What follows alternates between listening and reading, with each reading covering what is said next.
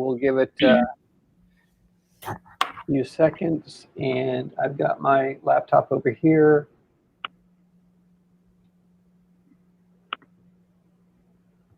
And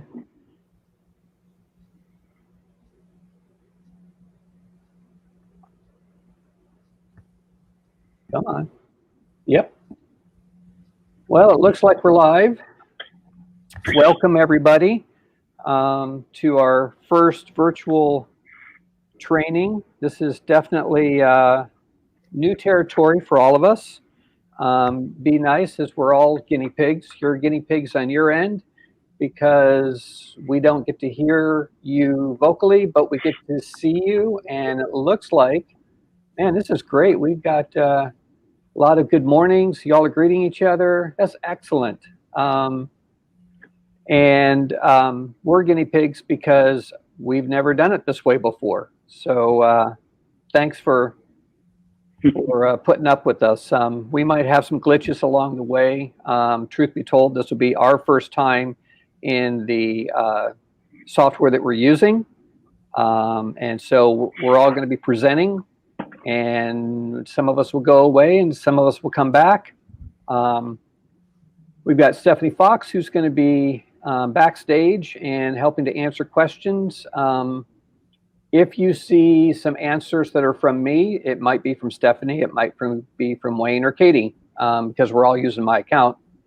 We're going to try to figure out a way to, where you're actually going to hear from them and not always from me. And then we've also got Katie, who is going to be presenting with us, and Wayne, who's going to be presenting. We're all going to be live. There's some housekeeping items that we need to take care of. First, questions have been, are the sessions being recorded? Yes, they are being recorded. The link that you have for the, why does mine say classroom practice? You can change the name. Oh, just call me Mr. Practice. So I'll figure that out in a minute. Anyway, yes, so the link that you get for the live will also be the link for the video. So you can watch it asynchronously and at your convenience, obviously. You can come in and leave and come back in. It's YouTube, so you can come into the session. You can pick up where you left off. You can start from the beginning. You can start live with us. However you want to do it, you can do that. You should have Q&A down in that box down there. Obviously, you guys are finding a really good job, doing a really good job of finding that. And yeah. So there's that question about clock hours. So you'll be asked to complete some assignments during the course of the session, both live and recorded. And then there'll be a quote unquote final project. And basically the project is you'll have already created your classroom, because hopefully you're going to be doing that with us. We'll take you step by step, but you're going to hopefully be able to step by step with us. And if you have questions, put them in the question box and one of us will answer them. But the final project will be to share that classroom with us, and there'll be an assignment with that, would be creating an assignment. There's some parameters about that. You can, and you'll understand more if you haven't been in classroom, you'll understand more what we're talking about, but you don't have to assign that. You don't have to post that. You can save it as a draft. And then when we come in to take a look and make sure all the assignments are completed so that we can give it over to clock hours, we'll go in and delete that assignment for you. And then we'll remove us as a co-teacher. So then you have your classroom pristine and hopefully ready to go. You can continue working in it. That's just the one assignment that we're going to need to take a look at. If you don't want that assignment deleted, let me know, shoot me an email, and we'll make sure that we don't delete that, because it's something you're actually creating, which would be cool. That would be wonderful. I think that's about all on the housekeeping. Anything from you guys? Can you think of any other housekeeping? I think so. Okay. So there will be a slide deck and that you will have access to. Let me grab that link. Whoops.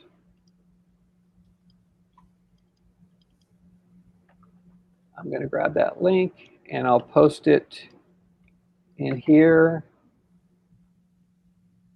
And the slide deck should be coming to you fairly soon. There is about a 10-second delay between what we're doing and what you're seeing and hearing. So,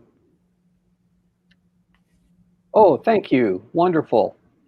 The link should be linkable, active in the Q&A, and then there's also the, you can go to slides. You can go to bit.ly/CSDG Classroom 2020. The CSDGC are all capitalized. It is case sensitive. So we're actually starting, I think, on the second slide or something. With yours, our numbering is a little bit different. But basically, Classroom, it's a learning management system. It's one of the two learning management systems that the district has decided to focus in on. Seesaw is being the other one, and that's going to be K2. And 312 is going to be Google Classroom. So it's pretty easy to use, pretty simple. You can use your Google site, your Classroom site, in conjunction with Google Classroom. You can post your assignments and give the links there as well. You can share out materials to parents and put student works there and things like that. So in the slide deck that you have, there will be some gray text that you'll see. That is going to be information that's probably more expectations on the district side, and we'll go over those as you see them. So for logging in and setting up the first section, I'm going to give it over to Wayne to drive, and Katie's going to be backstage answering questions. You'll see Wayne going through and doing exactly what hopefully you're going to be doing. If you've created a classroom in the past, then we'll get to you in just a second. This part is going to be for those who have never created a classroom before. So essentially, there are a couple ways to get to Google Classroom. One is if you're in Mail or your Drive, one of the core home pages of Google, you'll have the waffle on the right side, and you can go to the waffle and click on that, and one of your options, if you scroll down, you should be able to find Classroom, and it's the green box with the yellow around it, and if you just click on that, that will take you to it. Another way is you can type in classroom.google.com. Just as a little freebie here, if you typed in sheets.google.com or docs.google.com or drive.google.com, that will take you to those specific sites as well. So just know that that's a little cheat sheet for you. So we're going to go to classroom.google.com, and you're going to put that in your Omnibar, and where the URL address is called the Omnibar. So we'll go ahead and hit the enter, and you should have a window that looks like Wayne's. And Wayne, you might want to hide that little banner down at the bottom. Yeah, there we go. Make sure you're logged into your school account, please, and that will make it a little bit easier for you. Wayne is logged in as teaching and learning, and that's going to be important a little bit later. So first thing you're going to do, if you've not logged in, you will probably see a window that says confirm your account, and that'll be that green window, and just say confirm, and then you're going to choose that you are a teacher. Okay, and once you do that, you should be able to get to the plus up in the top right. So you're going to click that, and you're going to create a class.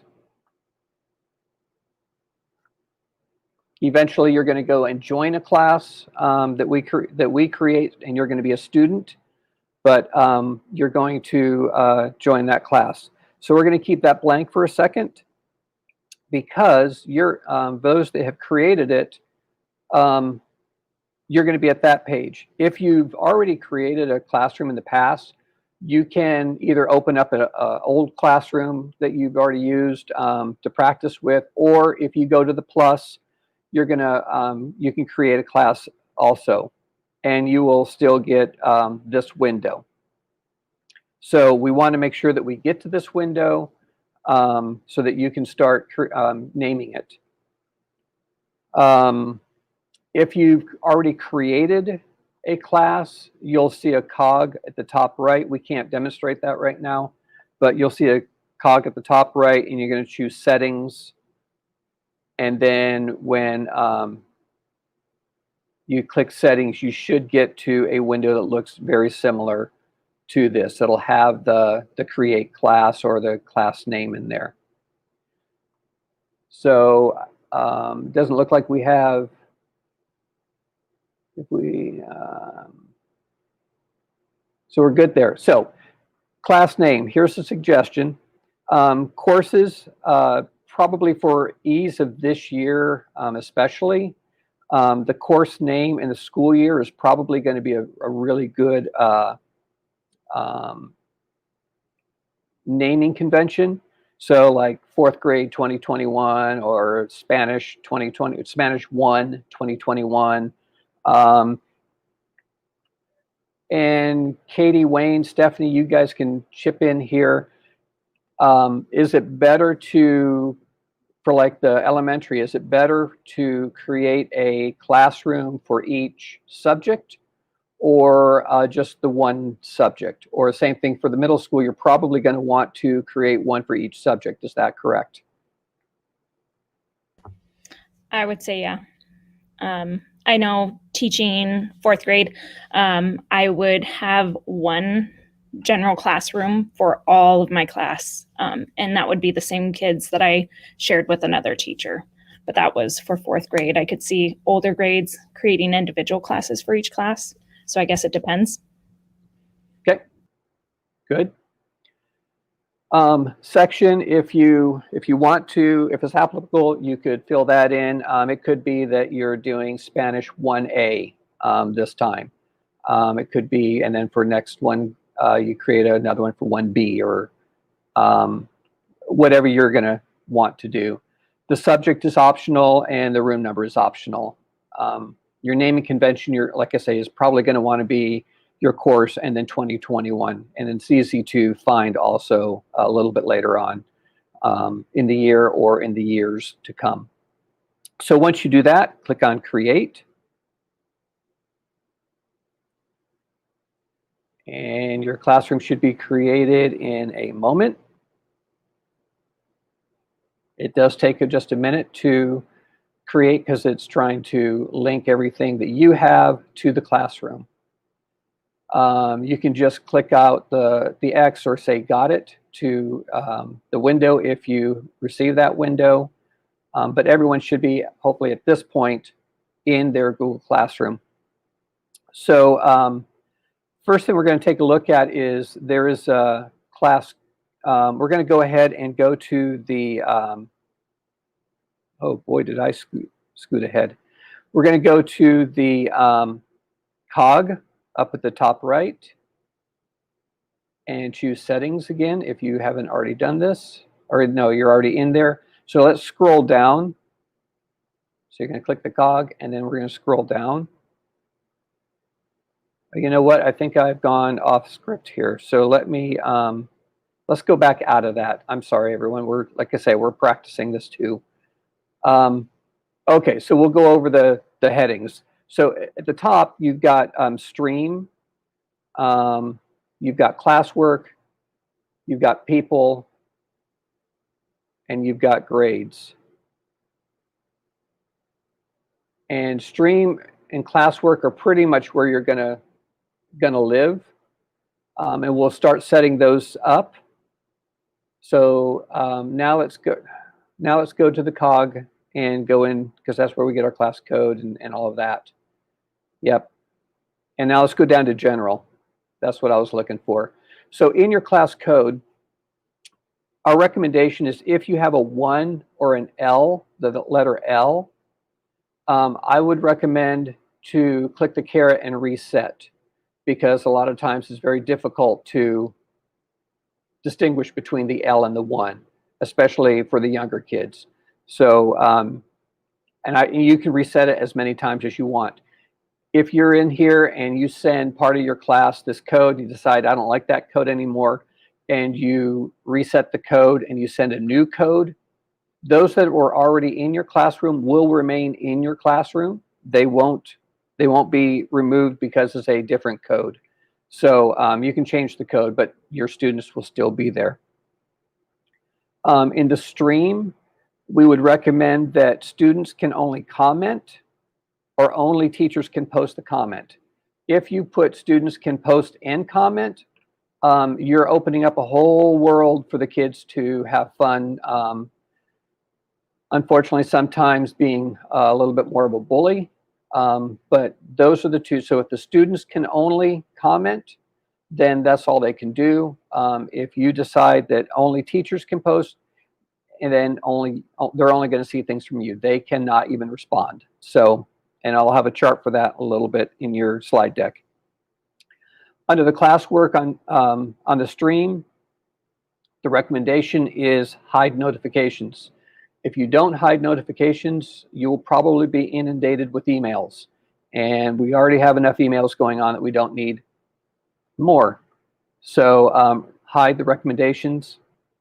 The show deleted items, you can toggle that on or off.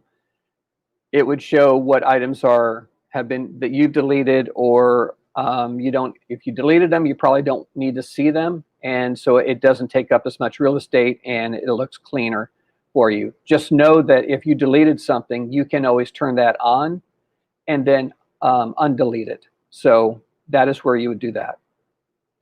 Under the let's see, I have Guardian. Did I miss something? Classwork, show deleted items, and then there's Guardian summaries. Where is that, Wayne?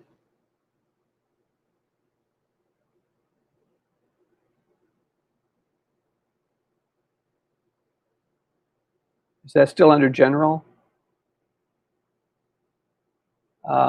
Show deleted, classroom. Keep on going down. There's grading.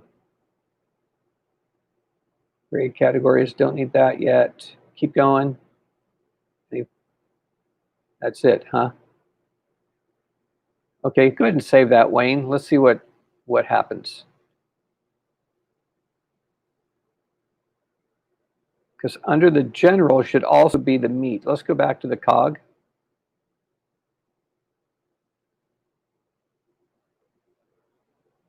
And down.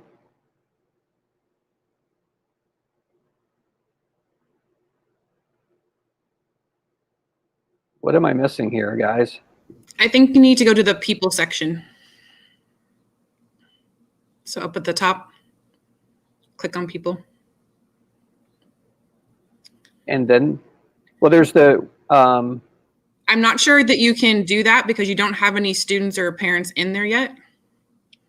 That's probably true, because I was going off of, yeah, that's probably true. Yep. So, all right, we'll come back to that.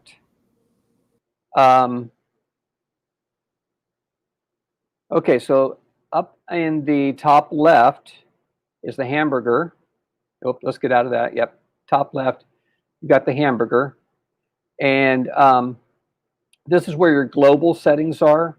So this is for all classrooms that you create. So we're going to go to settings down at the bottom. And then there's some email notifications as well. If you don't want any email notifications whatsoever from any classroom, then you would turn the email off and it will turn everything off. If you want to customize one classroom that you do want email notification, but another one you don't, then you can make those changes here. And some of those are, if you do want it, then make sure you have received the emails on.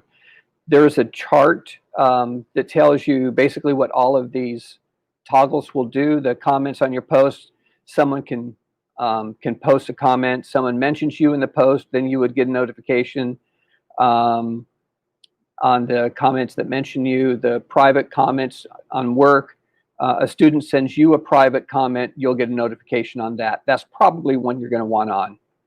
On the next section, the classes you teach, the work and other posts. If a teacher creates an assignment, you'll get your co-teacher then, or that you're enrolled in, then you're going to get a notification. If there are returned work and grades, then the teacher grade and resumes work, you'll get a notification. So I'm not going to go through all of those. There is a chart in the slide deck that explains every one of those. And you can set that up as you want. If you have questions, feel free to email any of us and we'll be glad to walk you through and help you through that. Okay, so let's save that. And we're going to go back up to the hamburger. And choose classes. Your classroom, yep.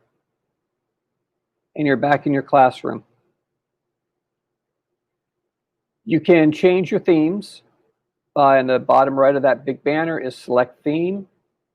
And you can make it pretty. They have some built-in options for you. And so you can change it to something that fits what you're wanting. And so you can change those all you want. So go ahead and change one if you want, Wayne.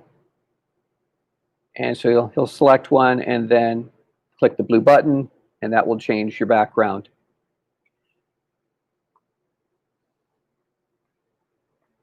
You've got on that banner, you've got your title, and you also have the class code there. On the class code, if you click on that little kind of box that says display, if you're displaying it in class, it will show that. And if you just click on the bottom right, it will make it your screen size. So it makes it a little bit easier for students to put that code in because you can make it big. Okay.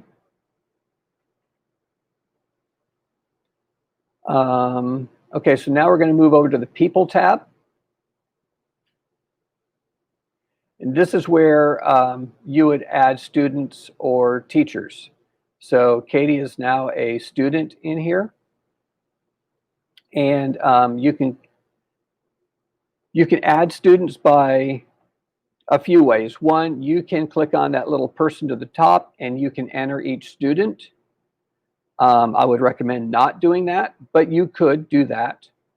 The other way would be when students go in, remember the plus and it said create a class or join a class. They would join a class and then you would put that code up for them to see. They would enter that code and then you would just see them populate under students. And it's just a little bit easier when they do it themselves. You could probably even do that in a Google Meet or a Zoom. Makes it where they can add it, or again, you can enter an email address and add it as well. Same thing true for teachers. So if you're co-teaching, you can click on the little teacher button there and also add your co-teacher's email address.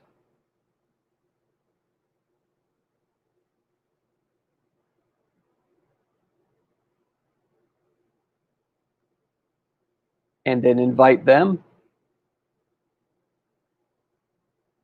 and now they are a co-teacher.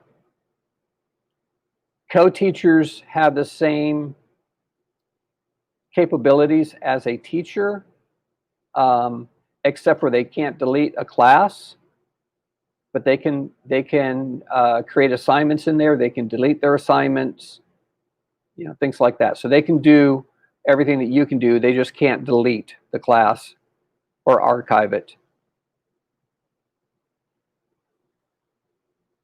So after the students are joined,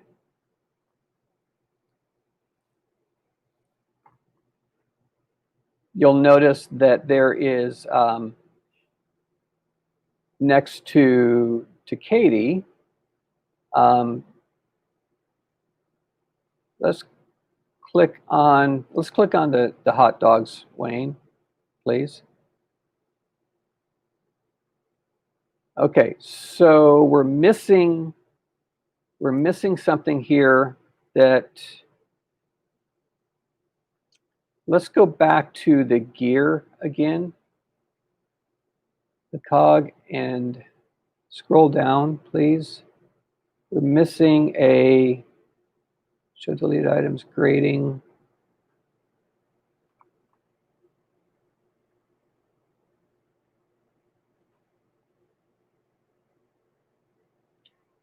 We're missing the piece where guardians are a part of the classroom.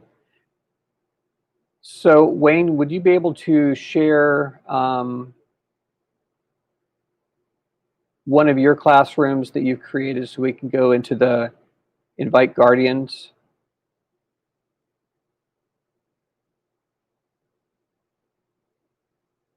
So let's go to the cog there. And now let's scroll down. Yep, that's what we're missing right there. So everyone, let's go ahead and get into your cog and go to and open up here, and you should see your class details, and then general. So the cog, and then general, scroll down to general. This is what I was missing before. You're going to want to turn on guardian summaries. That will be on. And then the other piece is, say no thanks for right now. And then the other piece is Meet.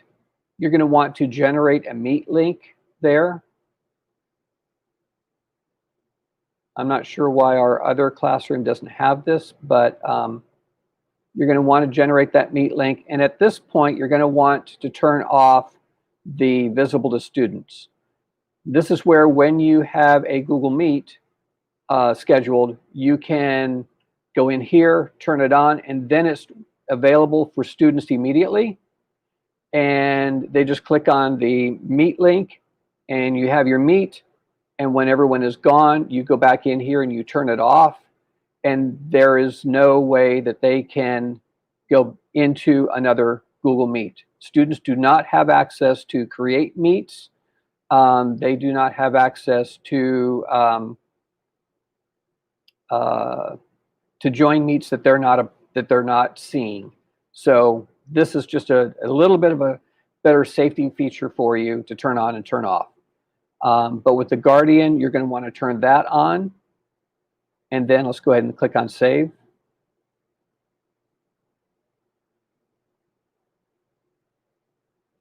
And now let's go to People again. And now you see where you have Invite Guardians. You should be seeing Invite Guardians. As a district, we highly recommend that you invite guardians. The reason being is that was one of the major concerns parents had when they completed the survey in the spring about communication.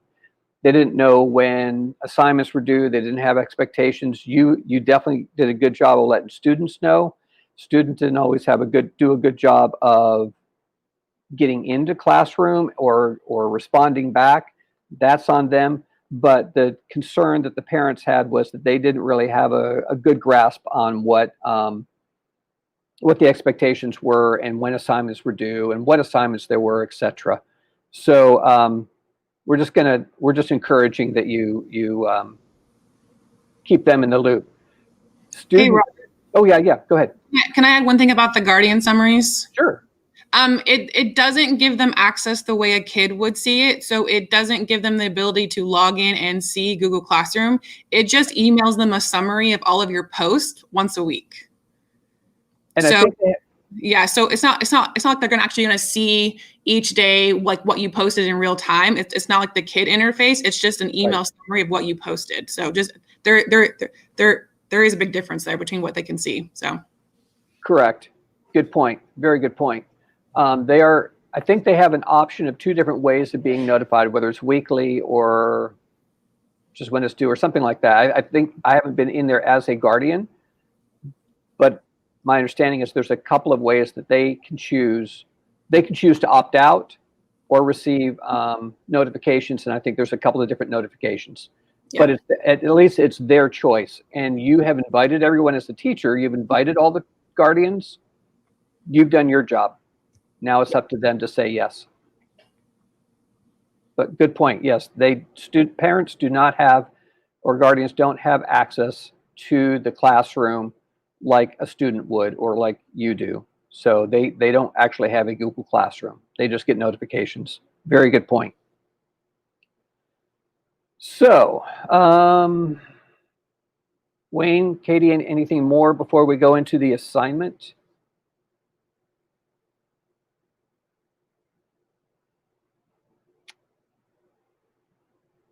Okay. So, Wayne, do you want to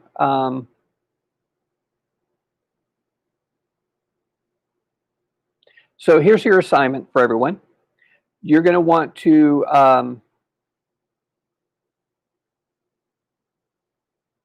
well, let's see. This was done at about 10 o'clock last night. So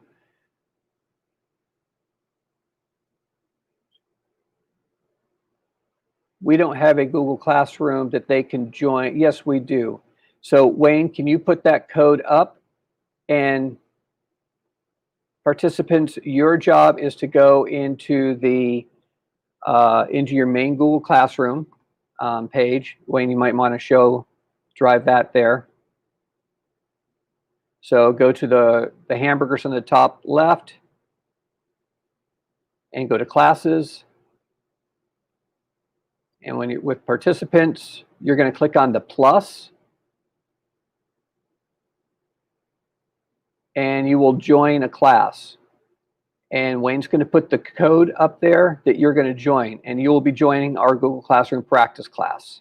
Okay, so that's the code that you're going to want to put in there. And you will join.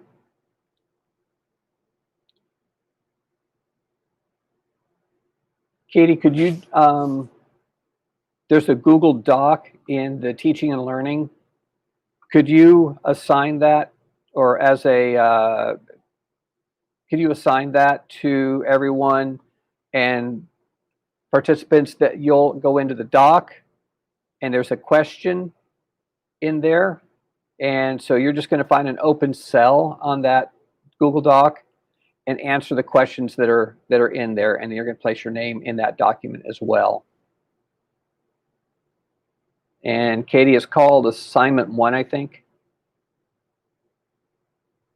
Again, thank you everyone for being patient with us. We practiced yesterday and things went pretty well. And then we decided, oh, we should probably do this, we should probably do that. So we haven't been able to practice everything. So, but Katie's getting the document in there. Looks like everyone's in. Good question. So, Wayne, could you, here's the question. Where do we go to sign in the class? This is going fast. I agree, Angie. We'll try to keep you there. You're going to go to your main Google Classroom page, which you can either go to classroom.google.com, or you can click on the waffle, or you can, if you're in this view, you can go to the hamburger on the left and click on classes. You want to get to this page. This is the page that you want to get to.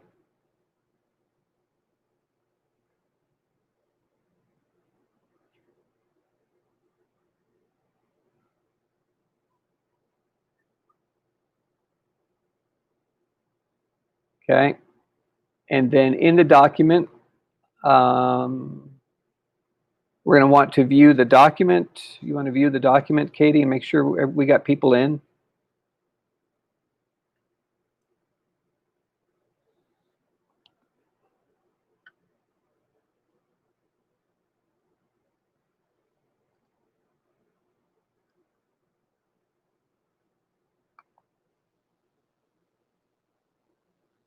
You guys are doing awesome. Yeah, so that's the document. It's called Section 1 Assignment. And that's what you're going to be filling out. You're muted, Katie. I made a copy for each person. Was it just supposed to be one? Well, you know what? A copy for each person is fine. They'll need to turn it in, but yeah. Okay. It was just be the one, but that's okay. You did good.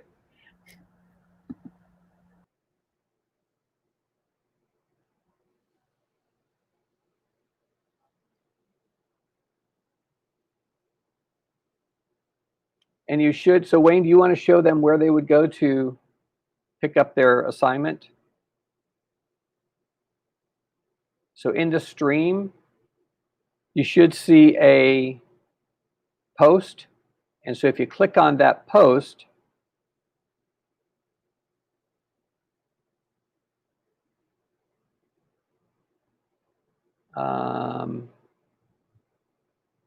it will take, yeah, go to the instructions and then click on the assignment. And that will open up the Google Doc. And so you're going to answer the question. Oh, I didn't give you the question, did I? So the question is, how many people planted a garden and what did you grow?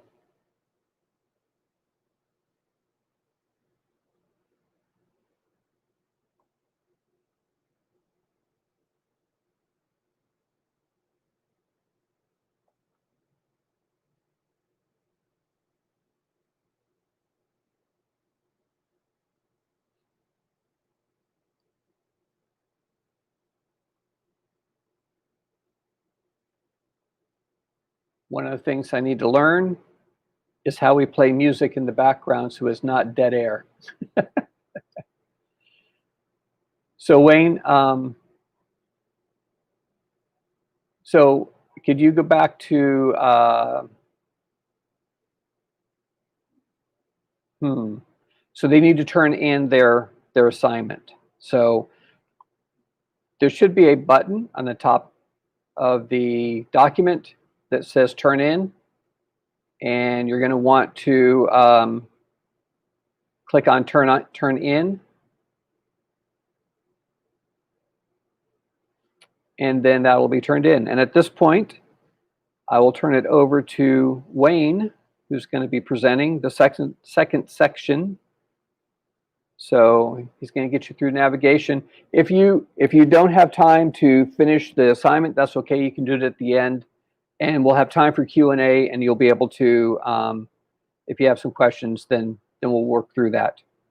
But yes, you can definitely fill those questions in later. Okay, so Wayne, very good. Take it away. All right. Let me get my screen arranged here so I can do this.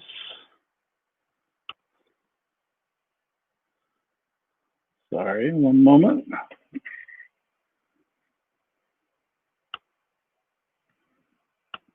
All right. And window. Okay. So we're going to talk about navigation, which is in a way a little bit of a review, but that might be good. Let's see, and I think Katie is taking over on driving here. So you have the hamburger button on the top left. Looks like 3 patties stacked on top of each other. You'll find your classes. You'll find your calendar settings, things like that underneath the hamburger button. On the far right, you're going to find the hot dogs button, which is 3 dots above each other. Oh, sorry, jumped ahead. You'll also find the waffle over there, which is the 9 dots grid. You'll use that to navigate to any other Google app. If you move just to the right, you'll find the hot dog button, and that will give you options for that individual class. If you look closely at the bottom of each individual class, you're going to find the grade book, which looks like a little graph. And that will be kind of an advanced piece. If you're going to use the grade book, you don't have to, but Google Classroom does have a built-in grade book. And the final one is a folder on the bottom right of each class icon or tile. And that folder is where everything is stored that goes into that class. So if you post an assignment and send it out to each of the kids, it gets stored inside that folder. Now, that folder is also located in your Google Drive. So if you went to drive.google.com, that drive, or you found it on the waffle, Google Drive, it stores everything in there. You do not want to delete that folder because you will be deleting all the things out of your classroom. So Google Classroom uses Google Drive to store everything.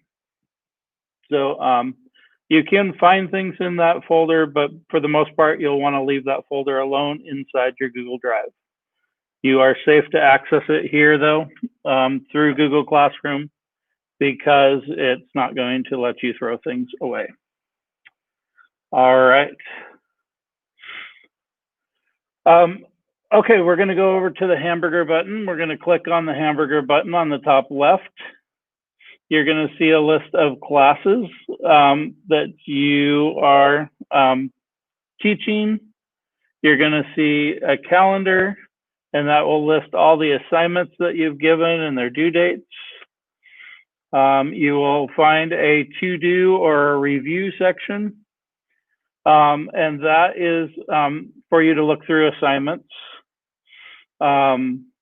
View assignments for all your classes, not just one, or a specific class if you want to filter it down. And it's arranged by due date, or you can do some other arranging as well. Okay, back under the hamburger button, you also have teaching. And these are the classes that you're either a teacher or co-teacher in. And the last section is enrolled, and that would be any class that you are a student in. And we do have some schools, the high school knows, they are using Classroom, I believe, to communicate with teachers. So in that case, the teacher's probably enrolled as a student instead of as a teacher in that class. All right, everybody got things turned in, it looks like. Robert's communicating with us. Excellent. Or somebody under Robert's name is communicating with us. All right, we're gonna now, we also have archive classes on the bottom of the hamburger button.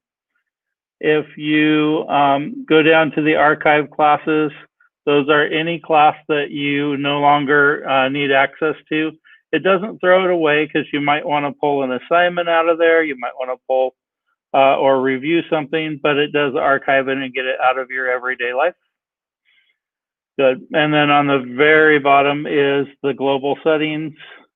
And again, that was the great spot where you can turn off getting too much email or turn on certain things more specific. All right. Okay, we're actually going to jump into your individual class. And again, it'll be a bit of a review, but I think that will be okay. Once you're in that class, you do have a hamburger button on the top left.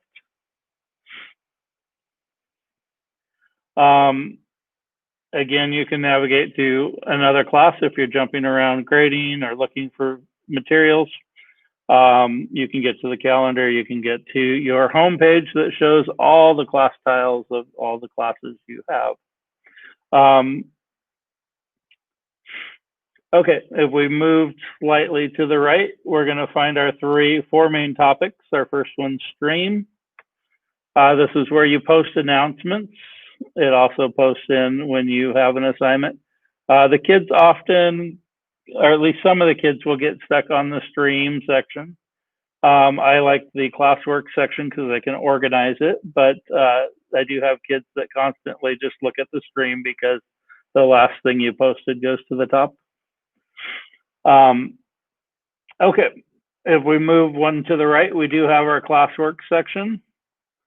Classworks is going to allow you to have all of your assignments, all of your questions, materials will be posted in Classworks. You can drag and drop them from one topic to another.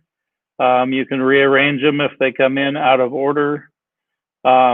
And some people are even using a Today view so that the kids know right what to go to. Sometimes that helps. Okay, we'll move to people. People is where you find your co-teachers and your students who are in your class. You can add parent emails again, and this is where you turn on the guardian summaries.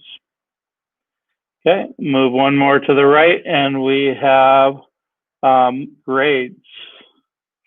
Okay, we're not going to go in depth on grades today, but it is able to grade, and in some cases, there are ways to get automatic grades put in. It does not tie yet to Skyward or some other grade book in most cases, but I do hear that they are working on that. All right. Also remember, you have, oh, sorry, missed one. And then remember your waffle is next. On your waffle, you'll find any other Google product that you need. If you need to create an assignment in Docs, run over to your waffle, create it, and then you can move back and assign that particular worksheet you made. You're good to go. All right. If we look at the title, remember this is where one of the easiest spots to get to our class code.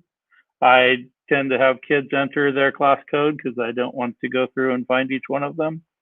Does take a little while though. You always have somebody who doesn't get on that list, and it takes a little while to get that mediated out. And you'll also find the class link button there, and that will allow you to set up a Google Meet live session, and so that you can do a little video conferencing with your classes. Okay.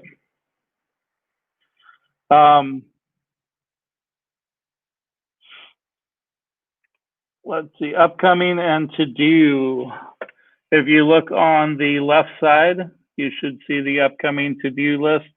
Shows assignments that are going to be due soon. Stream post, post class announcements here.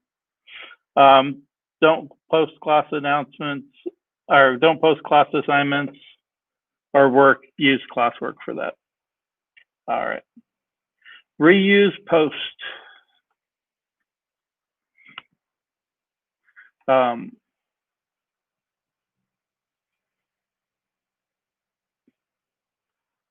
Excellent. Okay, so Denise came up with that they're not doing the turn-in button. Did I get that right?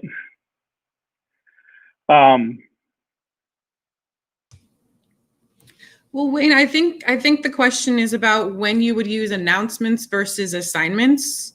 Oh, and thank the you. difference between the two. And I was just talking in the chat box about basically an announcement is when you want to, give a notice, or you can announce. I don't personally use the assignment page only because when we were in normal school, it was all paper, so they were going to turn it in anyway, physically.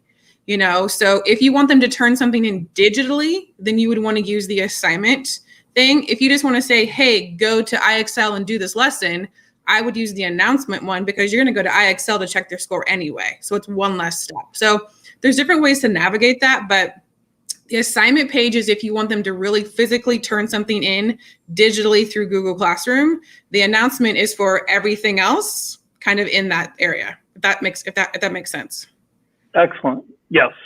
Matter of fact, I had similar issues.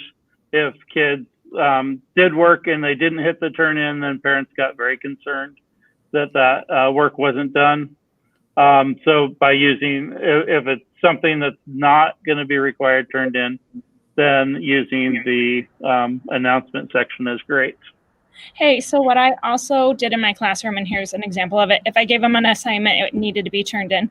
But every morning for doing like the character strong and everything we're doing, I would give them just a morning announcement. And let me see if I can find an example that they had to respond to it. It's right here. So to where I would just post a picture of, hey, here's a simple question. Answer it, and so in the comments they would go back and answer it. I don't need that turned in. I just wanted them to be involved in the classroom, so that would be my announcements versus having an actual assignment that's on rattlesnakes. Read it, turn it in. Yeah. Does that make sense? Yeah. Good point. And I think with Google Classroom in general, you will spend a little time tweaking. I was all excited. I got to annotate on kids' assignments, and I discovered to annotate 150 kids, which would be one assignment. It was about 8 hours, and so I had to change that. That wasn't workable, as you know. And so I ended up taking a little bit different philosophy. So with Google Classroom, it is a tool. It has its shortcomings, and it has its great benefits. And so just little tweaks like that. If you don't want a response, then announcements. If you do need a digital turned in, then classwork and an assignment or a question or those kind of things work great. Okay. Jumping ahead. Let's see, I think we talked about reuse posts. That becomes extremely useful for teachers who've been in classroom a little while. Make sure that you are going back and pulling up the things you used last year, last quarter, or you want to take something from last week and modify it. Reuse post saves you a lot of time. It allows you to access an old assignment, and then you can make some changes after you've accessed it instead of it just going away. All right, here's your assignment at this point in time. In Google Classroom, we would like you to, hopefully you'll see a Google form. If it's not there, it'll be there shortly. Shared with you, open it and complete the form.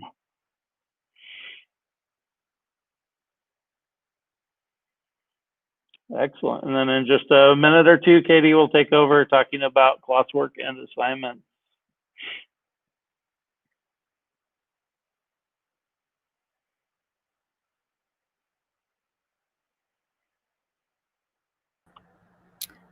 I'm going to watch and see when they're turned in, and then I'll kind of know when to start.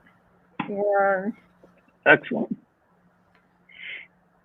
Yeah, and that will give me a clue onto when I change screens. So Katie, Wayne, Stephanie, I know that there is a way to clean up the stream to where students only see announcements. They don't see everything that's there, that's being posted. Do you remember how that's done? And I'm wondering if we're having limited access to some of the features with our Google Classroom. I'm not sure why, but I'm not seeing it being the same as one of our normal classrooms. So it could be something that's missing again off of this one. There is a setting where you just set what it posts. So like I use the classwork tab exclusively. Like I put all of my assignments in one place because I don't like a really cluttered feed. And so when you put stuff in the classwork tab, I just made a little, on one of the settings, I just put don't post to stream. So like wherever you see that, don't post a stream, just click that. It pops up in random places depending on what you're doing. And that way only announcements go to the stream. Good tip. Thank you.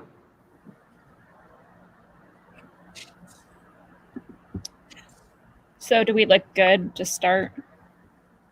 We're missing 5 assignments. 3.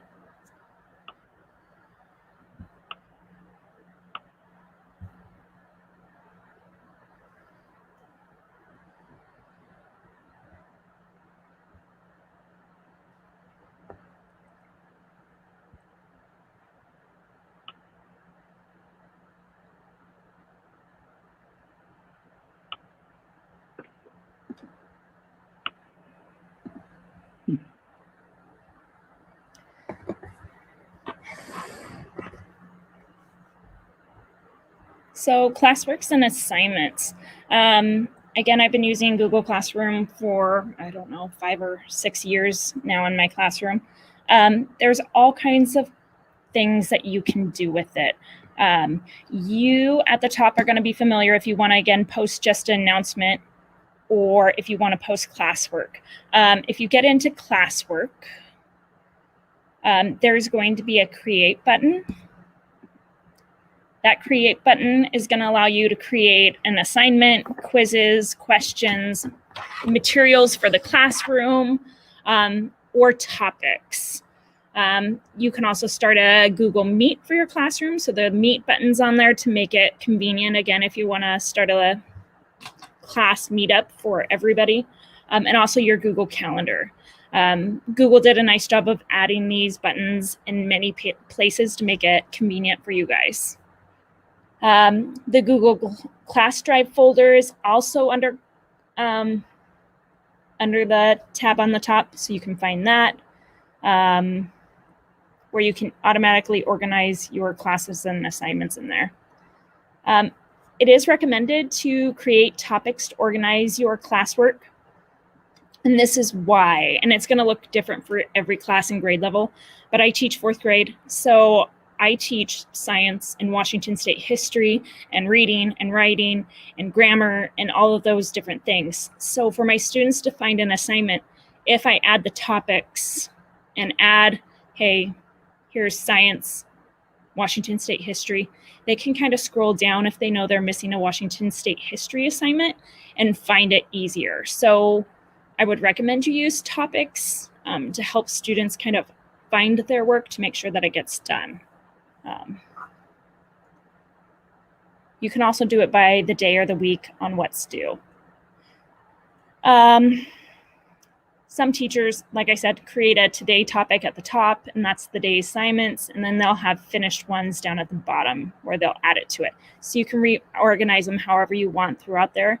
You need to just click the hot dogs next to them, and then you can rename them, delete them, copy them. You can also click and drag it and move your items up and down to kind of organize them. When you're creating an assignment or quiz, make sure students know to mark it as done. I know this question already came up, but it kind of helps you know, and especially with distant learning, when I was doing it in the spring, I would give journal prompts, and I would only look at the ones that were turned in. So I had to keep reminding students, hey, mark it as done, because if you have 50, 60 kids in a class, you don't want to check each assignment if it's not completed. It's nice when they're all organized in one section and you can just go through and review the ones that are in the done section. You can assign videos to watch or activities, all different kinds of things. You can create a quiz. I know we just completed a Google form. So there's all different kinds of formats you can get into. You can create a blank one or choose one that you've found online. Make sure grade importing, if you choose to have your grades on here, make sure it's turned on. The quiz grades will automatically import into this grade book.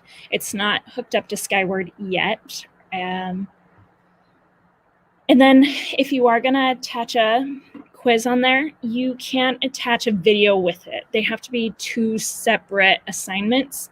Otherwise, it will not import the grades. So that is one glitch right now, and we're hoping that they will work on it and fix it. So make sure you assign a video and then a quiz afterwards, but don't put them together. Speaking of that, when you do assign something, you can assign multiple resources. So if I wanted them to watch a video and then read an article and then write me a little essay up, I can attach a video from YouTube. I can attach that link.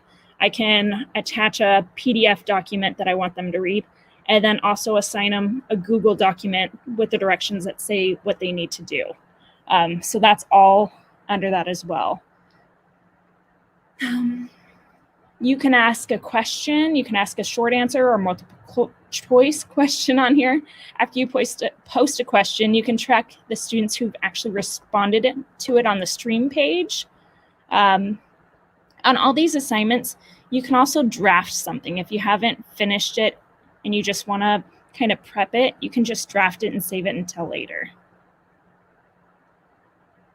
Posting materials. I use this a lot, and that's one of my topics that I put on there is actually named materials, and that's where I put on all the links that we use often. So I'll post IXL on there. I'll put Epic Books on there, Scholastic News, Super Science, anything that you're going to have the kids refer to frequently. I label a topic as materials, and then I also put them in as materials so they know that they're going to use them frequently throughout the year.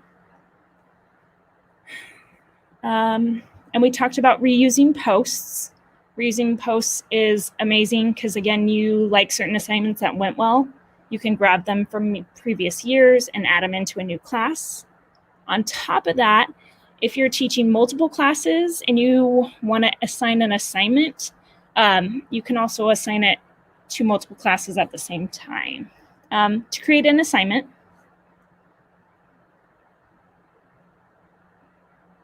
you're going to click Assignment. Make sure you give it a title that doesn't just make sense to you, but also to the students. A lot of times we want to put the date on there, what the date was that you created the assignment. So September 2nd, 2020, and then say what it is. The instructions are going to be important. What do you expect the students to do? This preps them before they even open the assignment to see what it is. It gets their minds going towards it. At the bottom, you can see a little paperclip, and the paperclip's going to be, hey, do you have a PDF or something that you want to add to your assignment, or do you want the students to create their own? So you can actually attach a blank Google document for them to type up their own essay. So this gives you a little bit of a freedom as a teacher to be able to do.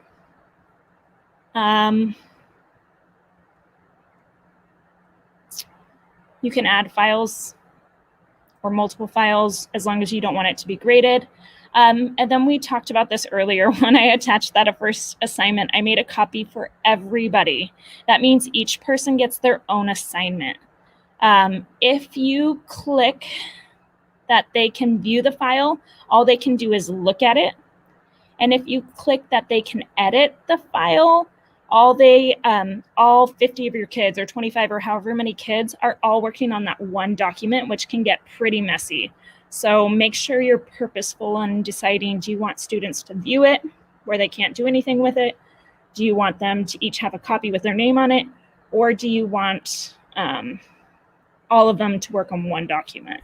So that's all going to be under what you want the student choice to be.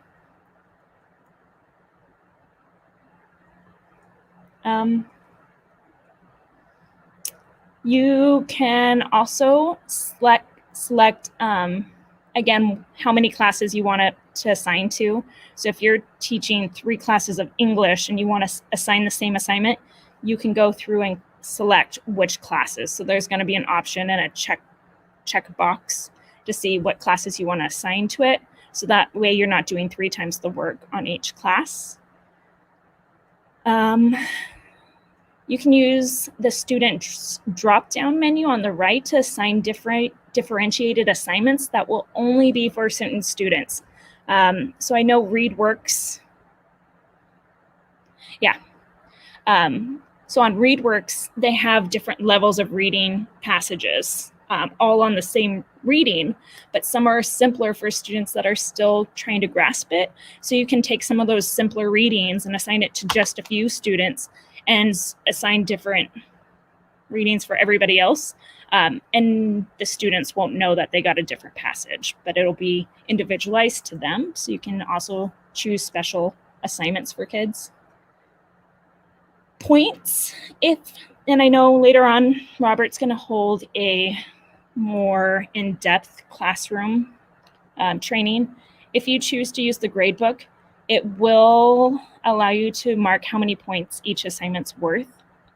It's automatically worth 100 points by default unless you change it. And then once students turn it in and you grade it, it will automatically go to that gradebook. The due date.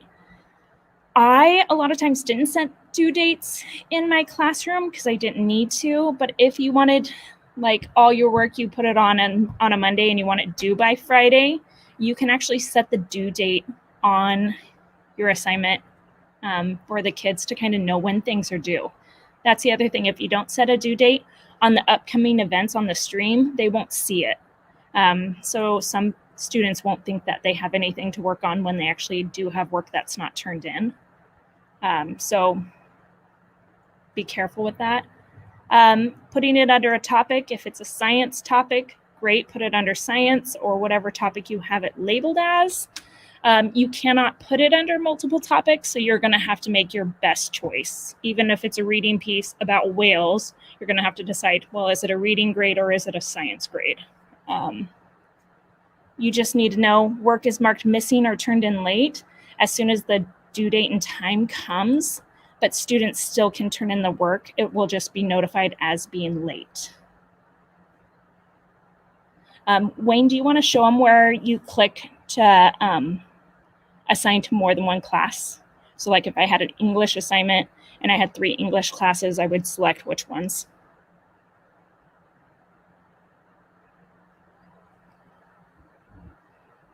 I think we're working on that.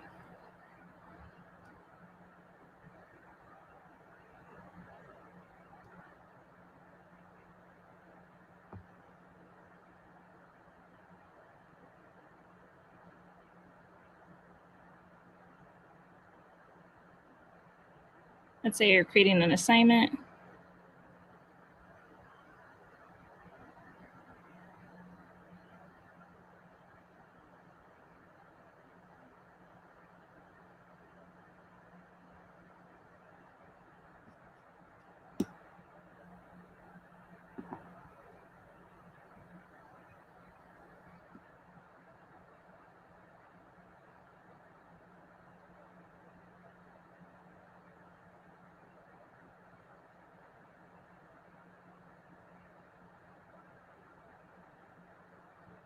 There you go. So you're going to click that class, and right here you can assign it to however many classes that you want. So if you have 6 different classes getting all the same assignment, you only have to post it once, and it's going to go to each one of those classrooms to all of those students. You don't have to go to each class and then reassign and reassign and reassign. So it does save a lot of time, which is amazing. Again, reusing old posts is amazing because, again, you don't have to reinvent the wheel. It's already there and it's already created.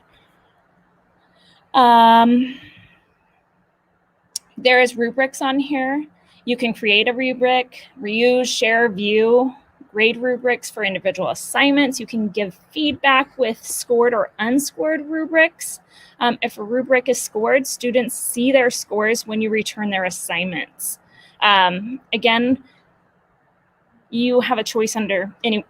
Robert will get into the grade book more later, but again, that's another piece that the students will automatically get their feedback once you turn it in. So you can attach rubrics for students to see their work. Originality reports.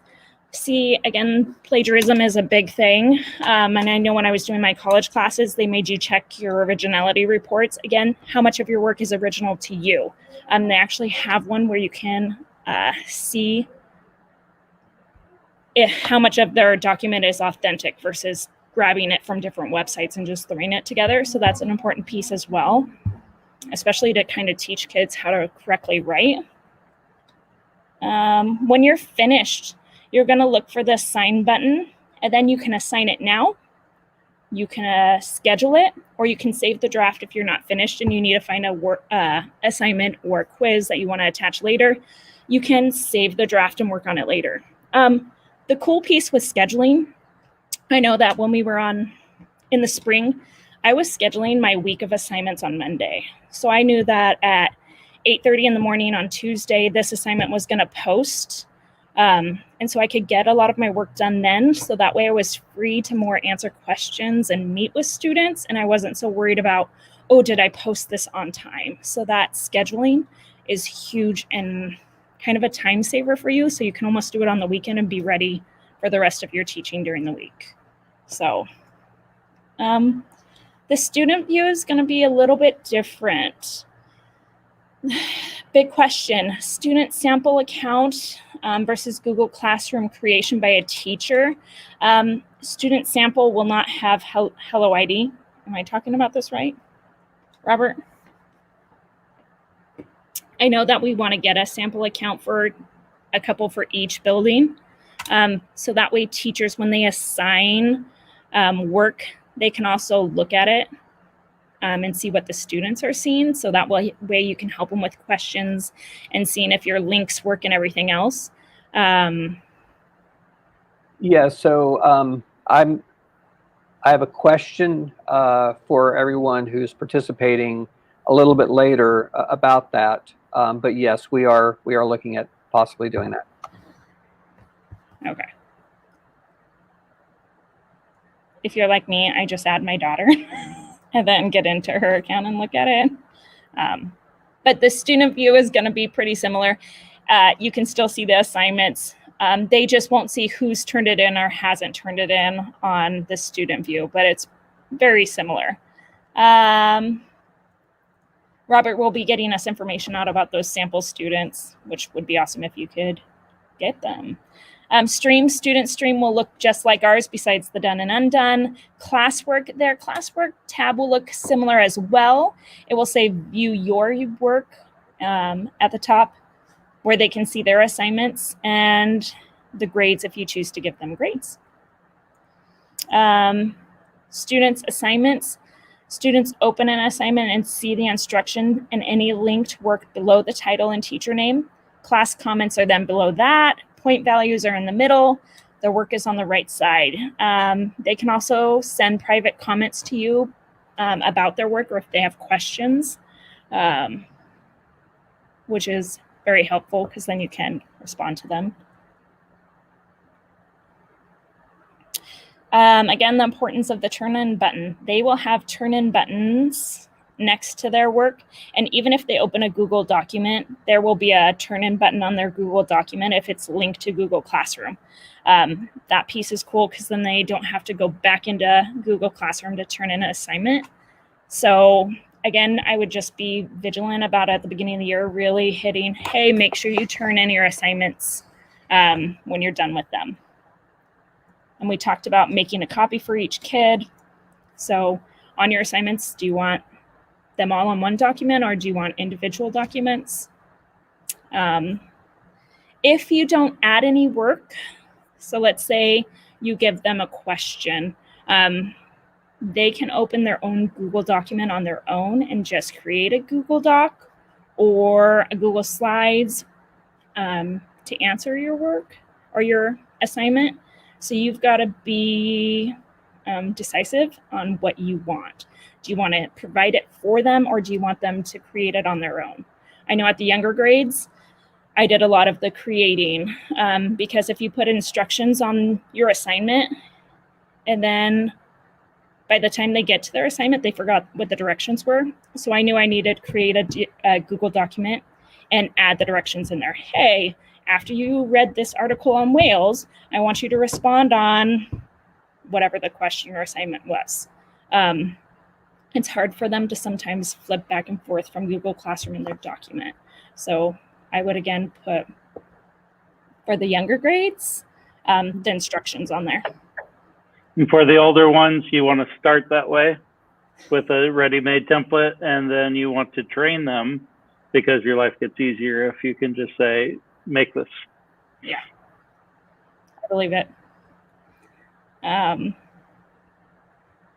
If Google Classroom does not offer enough options or organization for your class materials, you can use your Google website or Google site in conjunction with Classroom to organize your materials, and that gets a little more advanced.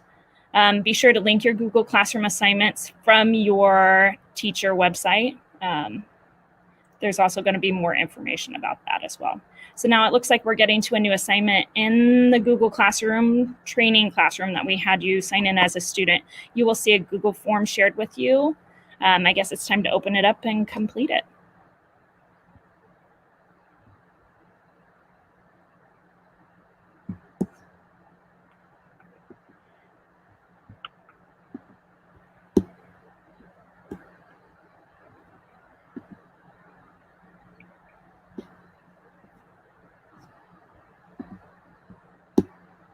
And it's assignment number 3, I believe.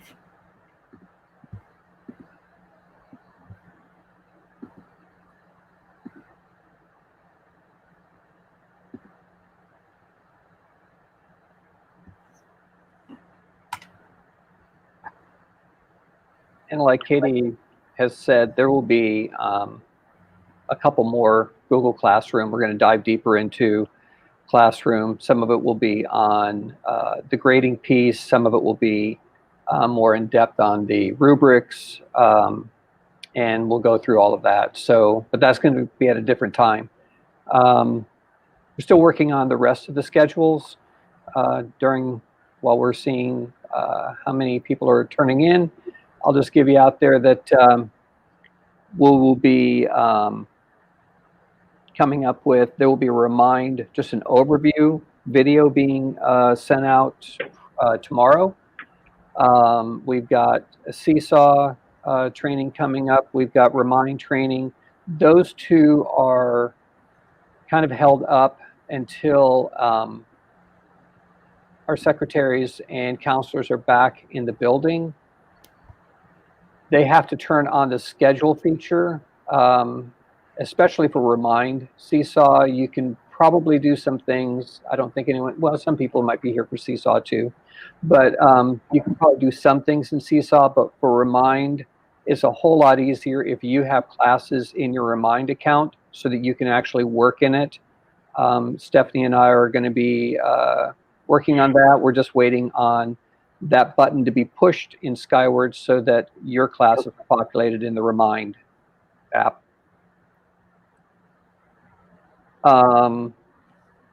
We have we've got Flipgrid, Nearpod, and Kahoot.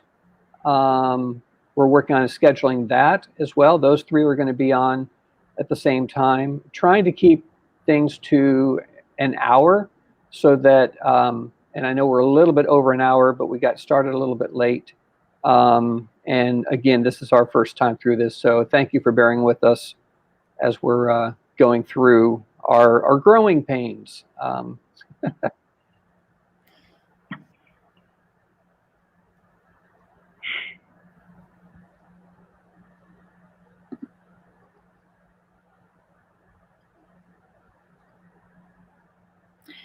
Robert, would these classes be put on the school calendar so people can see them?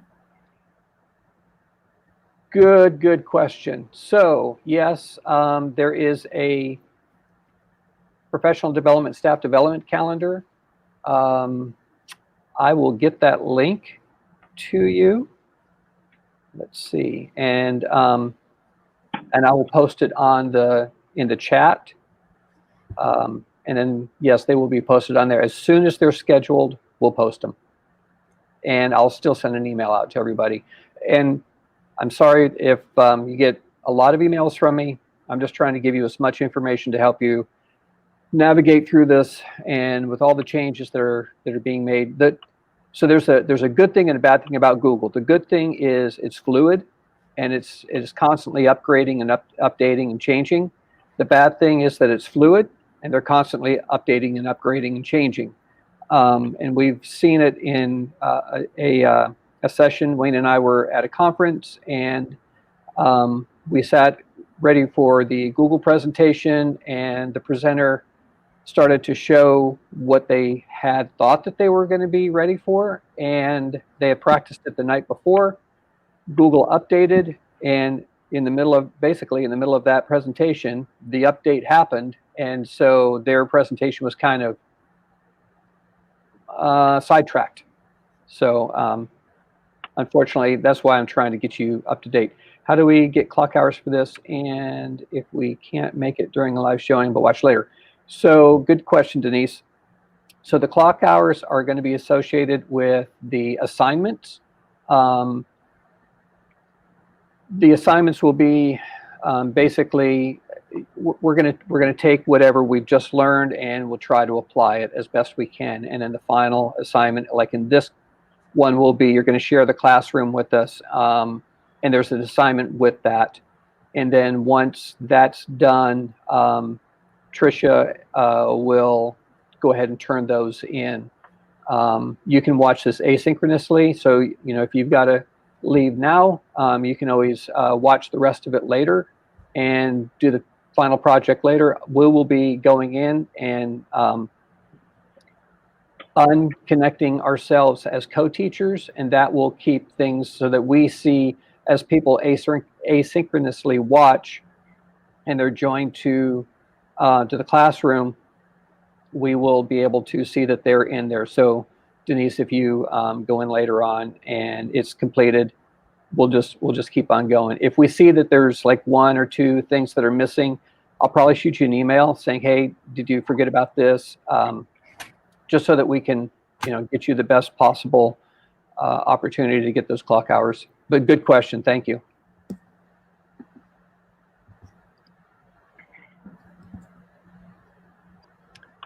So at this point, oh, thank you, Robert, for putting in the calendar. So at this point, I think we're turning it back over to Wayne. Yep, Wayne, you're going to take it away. Thanks. Okay, this should be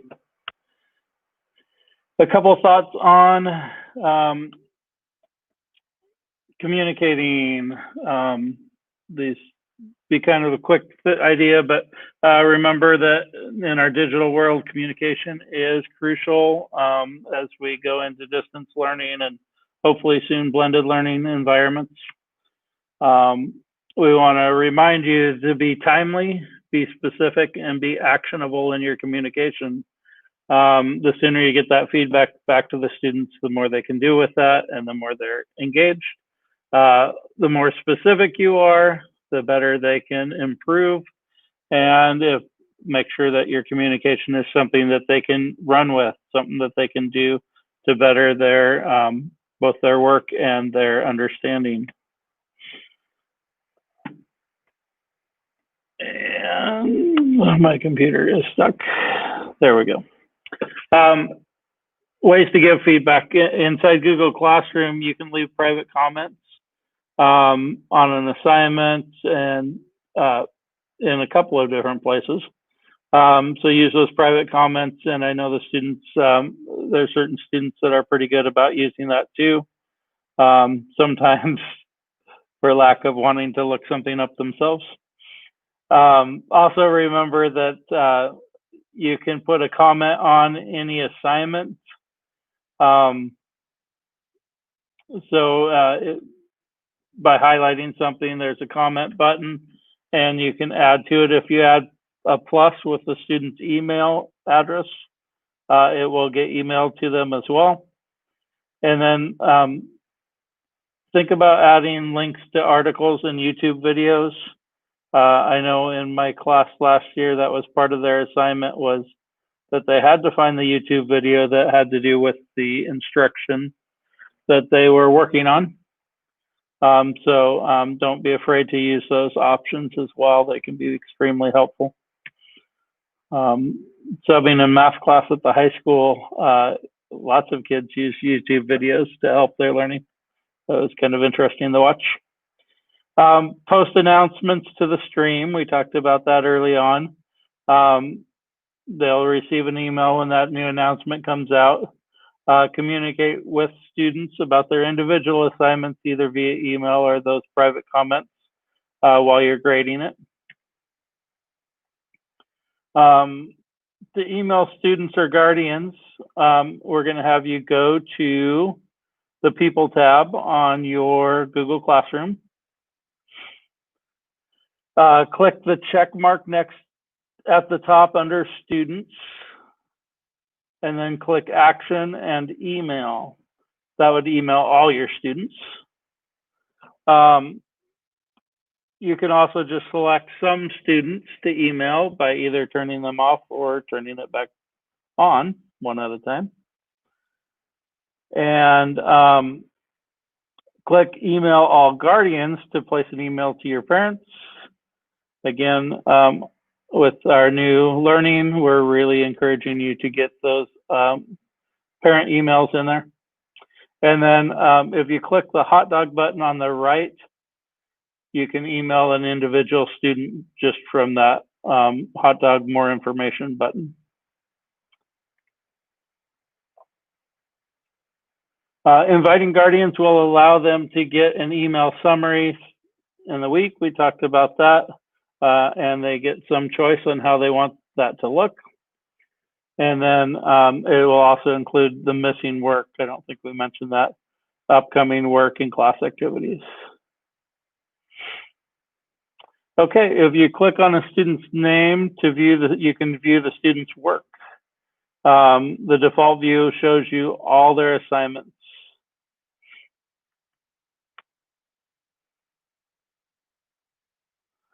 All right.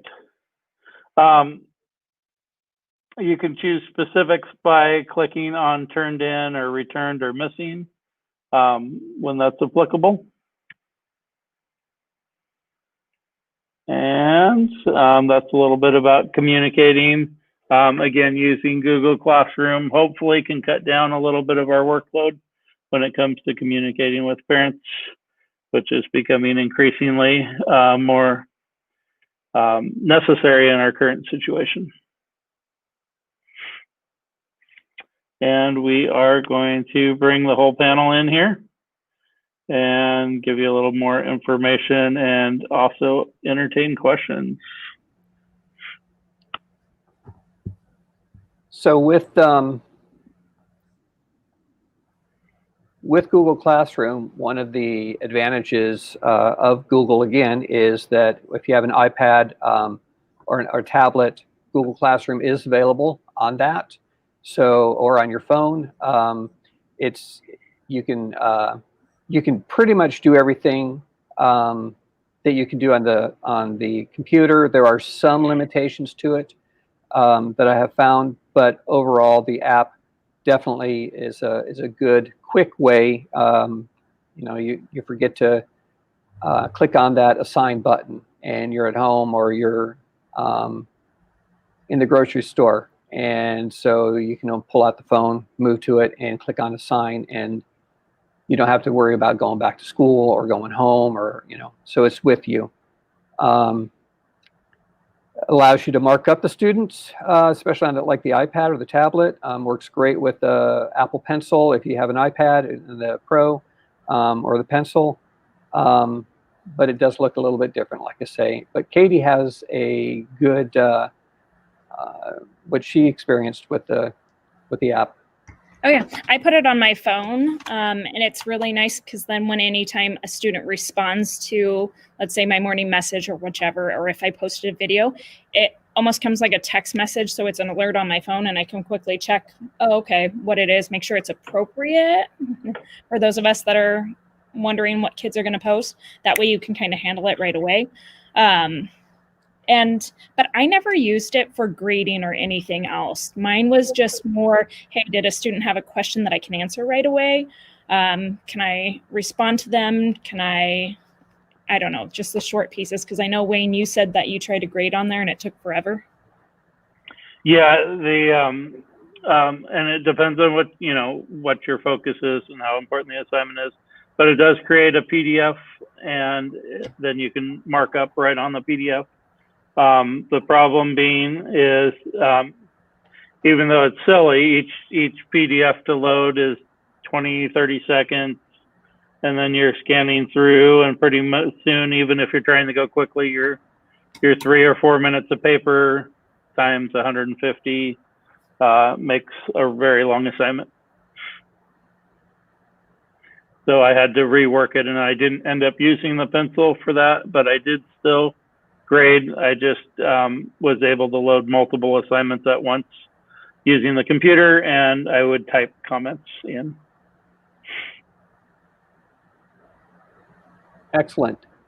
Also know that Google Classroom integrates with a lot of other programs. Remind is one of them, but like Screencastify, Newzilla, Epic, Flipgrid, Typing Club, all of those can be, you can assign, you can create an assignment in those devices and then post it into Classroom.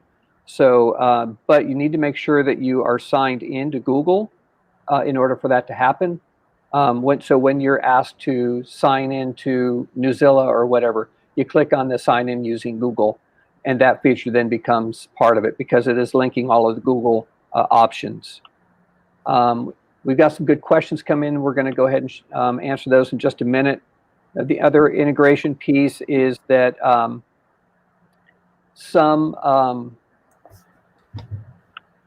programs, again, like Typing Club, you create the class in Typing Club. You can import from Google Classroom all of your students, so you don't have to give them a code. You don't have to enter them. It just imports them from Google Classroom. So there are some of those that are featured as well. There's a link on your slide deck for Common Sense Privacy Program.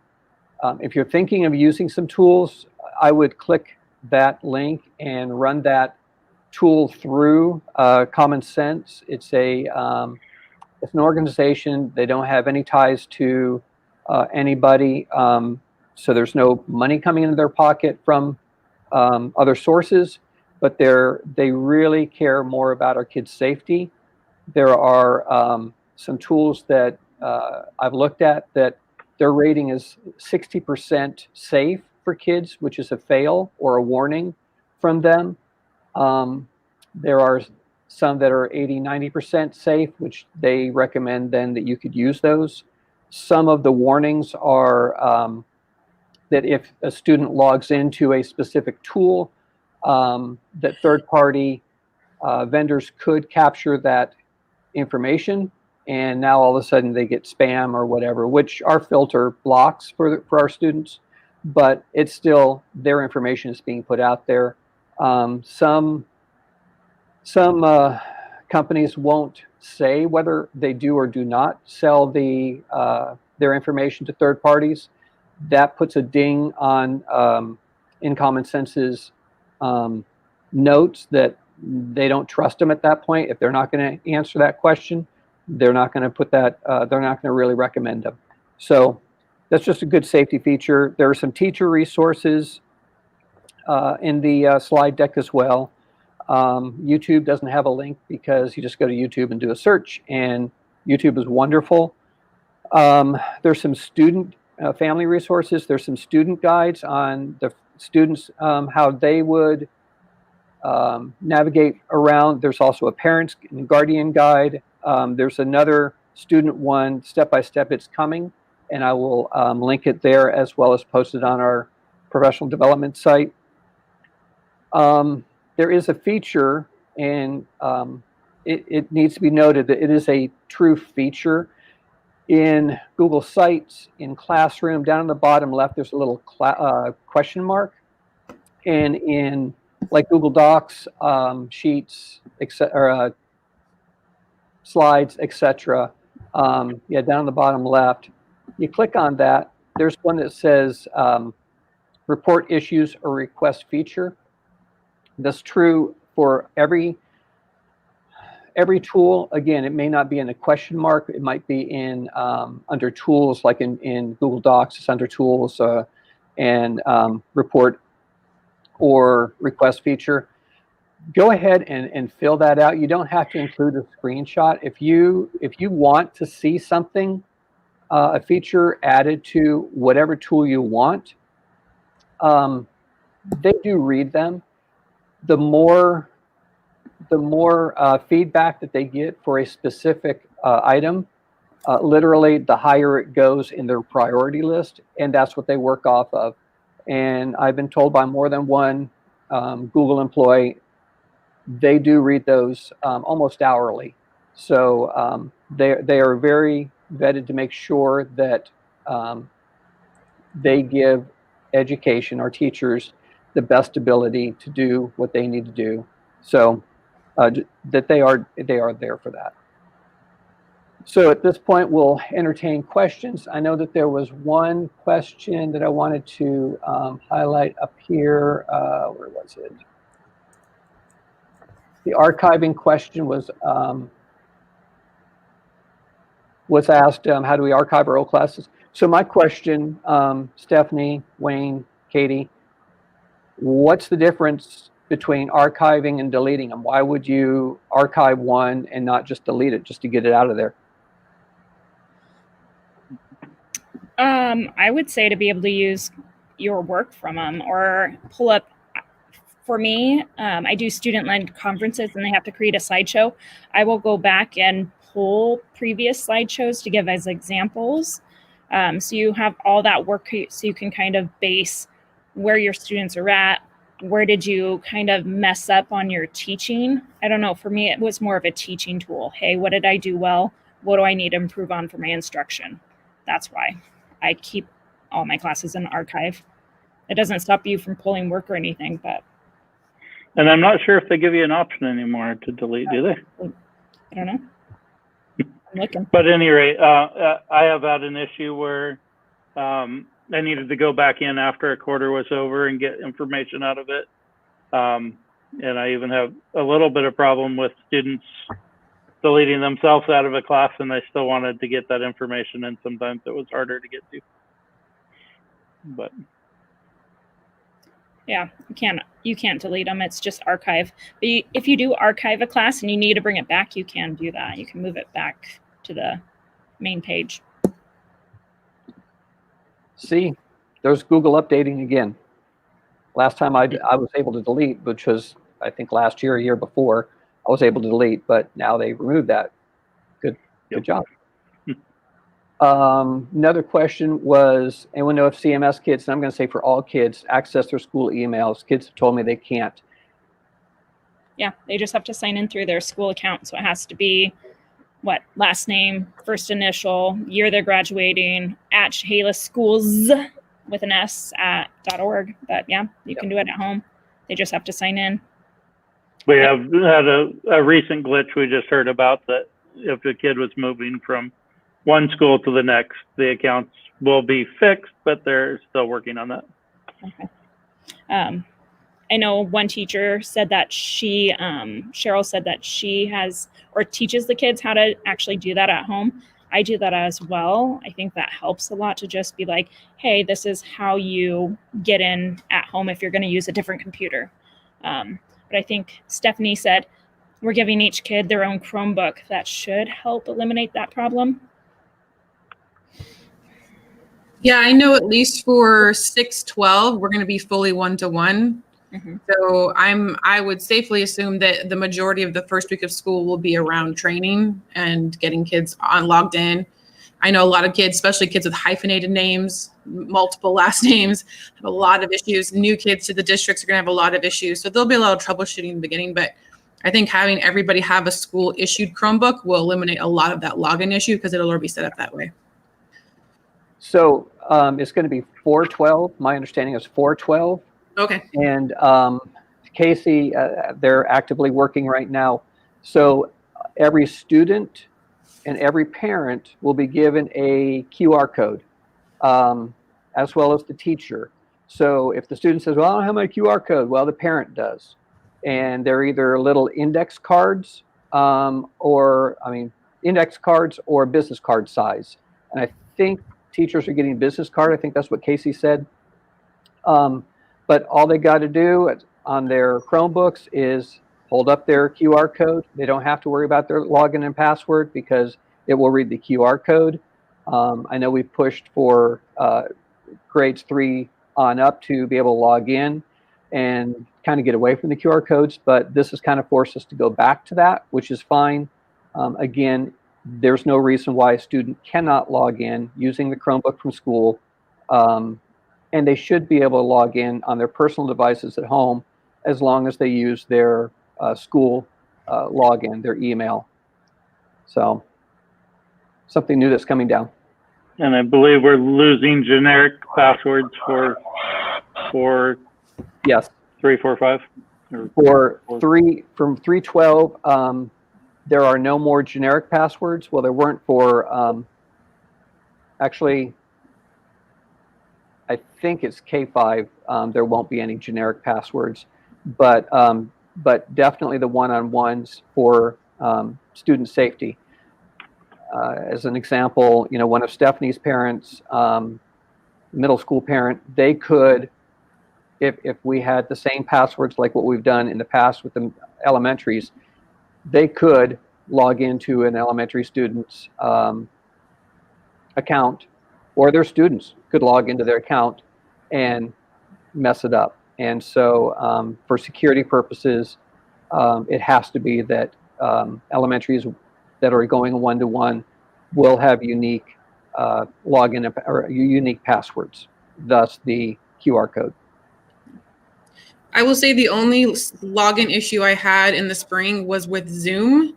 And I think that was just more of a nature of it happened so rapidly that a lot of kids were not able to log in from their school account to Zoom because it was blocked. I think it was just kind of a safety feature that just didn't quite get updated in multiple places. So a lot of those kids did have to log out and log in with their personal account to get into Zoom. I'm thinking most of that's gotten fixed now, but I think that was just the nature of the chaos that was the springtime. So awesome. So are there any other questions that we can answer? I know that we said that we were going to do docs and sheets. It looks like we've got 18 minutes. So I'm going to ditch sheets, and we can just move right into docs, and we can do a Kickstart. That's what it's called, Kickstart. On that, if everyone's good with that, everyone okay with that? Okay. So I'm gonna, where's my ad? I want to go there.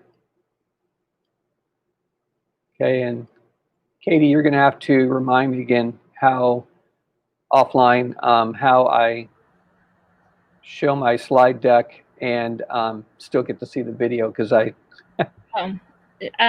when you share your screen, you're just going to share not just your entire screen, but you're going to share the tab. Yeah.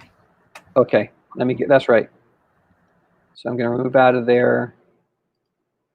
I'm going to share and Chrome tab.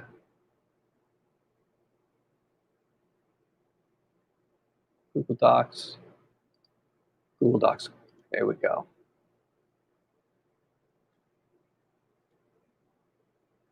There we go. Now I see it.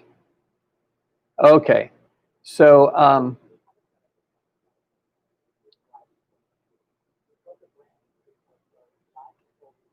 well, where's that coming from?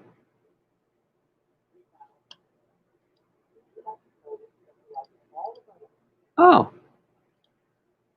Somebody in YouTube was talking, not our YouTube, but a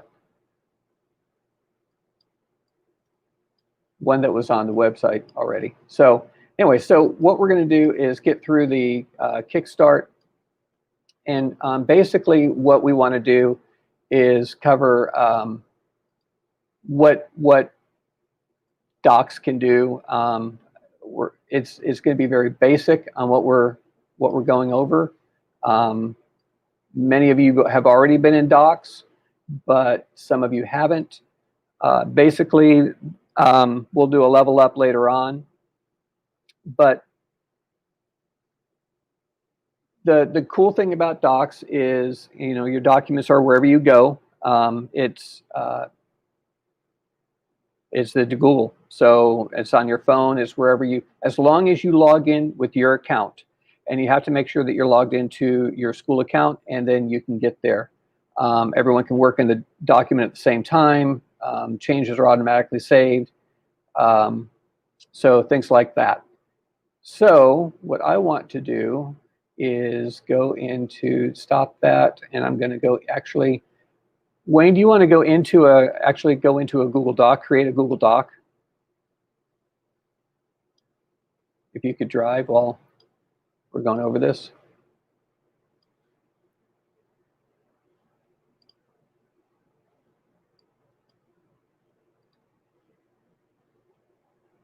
I lost me. Oh, there I am. Thank you. Again, this is like first day. So I lost my docs, but there it is. Okay, so in there, basically what we want to do is just kind of go over some new stuff. So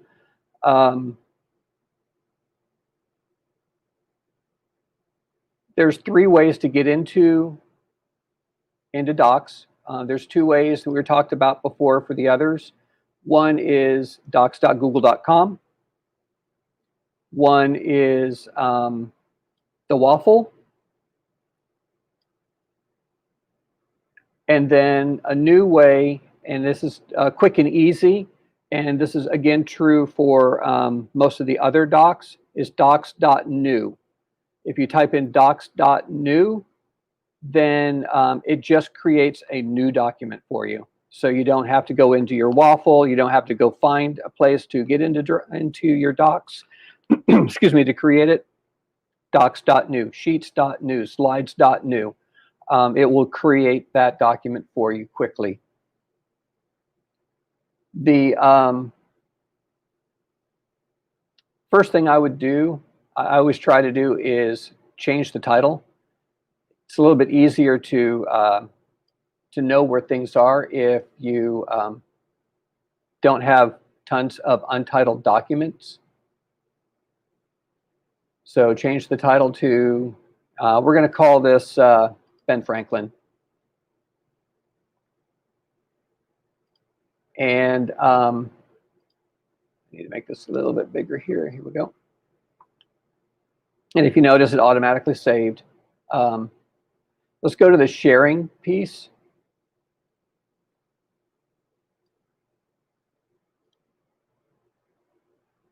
And it's loading. The reason I'm taking you here is because it's kind of a new feature again. They've kind of changed it a little bit. The window is you still have all the same functionality. That's where you would still put your share person in, the person that you're going to share with. It's still going to be at the top. So when they start, it should auto-populate. And so when you select someone, you have options on the right to either give them editing, viewing, or commenting. And commenting now is purely, that's all they can do. They can view it, and then they can make a comment. So you might want some to just view it. Anyway. So the other option underneath is to notify. You can choose to notify the participant, and you can give them a message, or you don't have to notify them, and it just kind of, goes secretly behind them into their shared drive. By the way, if you're in elementary or middle school, when that button is turned on, the kids will get an error message because they can't share with each other. They can share with each other, they can't notify each other because the email restriction. Yep. Okay, so we'll get back into that document. A cool tool is up on the top right. There's that little gear. And click on that, and you'll have some more options. Editors can change permissions. So if Wayne is giving me editing rights, I also have the rights to change everyone else's permissions, share with other people, things like that. By unchecking that, all I can do is edit that document. I can't change it. I can't share it out. I can't change permissions. So that's all I can do. The other piece is with the viewers and the commenters, that they can't download, print, or copy. So they just view it and make comments. So that's a new feature that many people aren't aware of. Let's see. If we're done with that, we'll go down to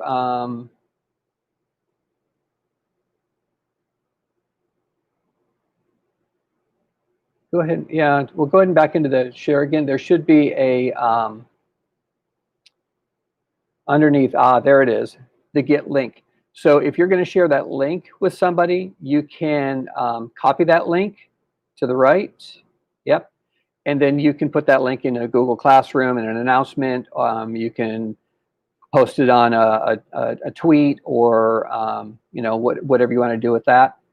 But notice that it also says restricted to the left. You want to change that if you're going to be sharing it out. So go ahead and click on the change. Yep. And so now anyone in the district can, and again, you have the option to view it or edit it.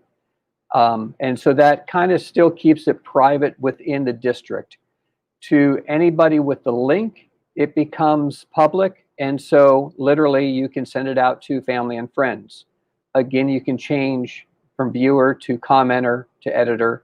By default, it is viewer. So anytime you send out that link, it's going to be a view only. So that is the default. Let's see what else we have in there. Let's go to the body of the document. We're going to have a little bit of fun here. So Wayne, we're going to do a research paper, and so we're going to do it on Ben Franklin, obviously, and we're going to just put down that Ben Franklin was born in Boston. So let's go ahead and type in that Ben Franklin was born in Boston. I don't know if everyone knew that or not, but he was.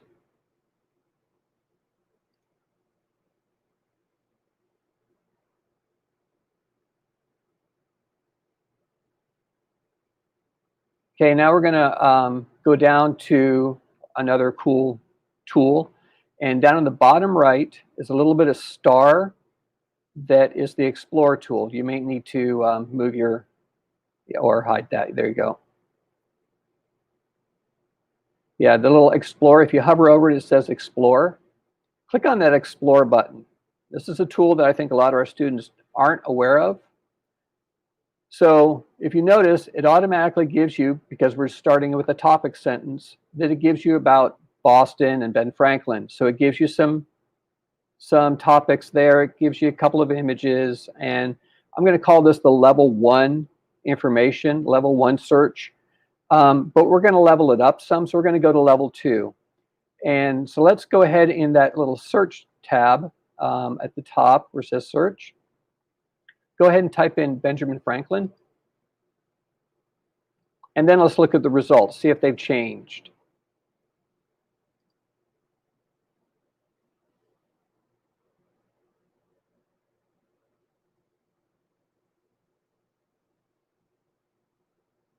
And it will autocorrect. I mean, it will make the correction for you, which is another feature in Google. Notice now, yes, it did change a little bit. We have 3 tabs. One is the web, and almost all searches will start with the Wikipedia.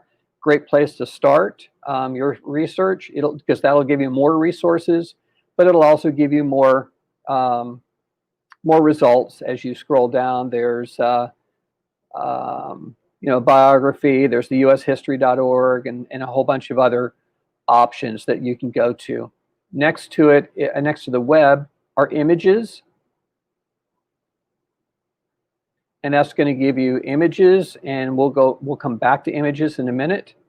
And then there's Drive, and that will search everything in your Drive that you have that's basically on Ben Franklin, because that's what you did the search for. So with Ben Franklin, there's the information that from your drive. So let's go back to the web real quick, and let's put our cursor behind Franklin on the body of the document. So behind Franklin. There we go. And let's scroll down in our research. And we're going to look for the one that was the history one. Keep going down. Yeah, the U.S. history. So if you notice, there's a little quote to the right of that box. Click on that. And what that does is it goes ahead. It went ahead and it cited that for us, automatically cited. So you can either have students citing, or that can be just a placeholder of, this is what I want. I want information on that. So so it does the citation for you. If you don't like the citation the way that it is, we can change it from MLA to APA or Chicago, and we'll show you that in a minute, but they can be changed. So we now have our citation in there. And now let's go over to the image. Let's see.